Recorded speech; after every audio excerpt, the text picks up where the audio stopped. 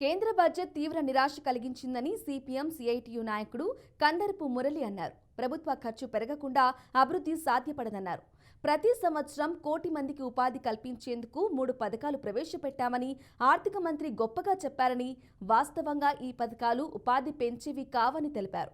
కొత్తగా ఉద్యోగం ఇచ్చిన యజమానులకు మొదటి నెల జీతాన్ని తిరిగి చెల్లిస్తామని, అలాగే కొత్త ఉద్యోగులకు యజమానులు చెల్లించాల్సిన ఈపీఎఫ్ వాటాను ప్రభుత్వం మరికొంత కాలం పాటు చెల్లిస్తోందని, అందువల్ల ఉద్యోగాలు పెరుగుతాయన్న మాట వాస్తవం కాదన్నారు.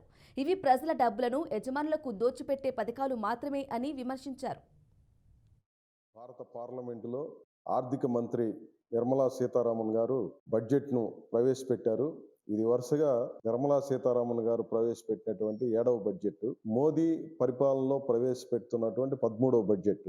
ఈ బడ్జెట్ స్పీచ్ బడ్జెట్ ప్రజెంటేషన్ అయిపోయిన వెంటనే టీవీల్లో స్క్రోలింగ్లు బయలుదేరినాయి.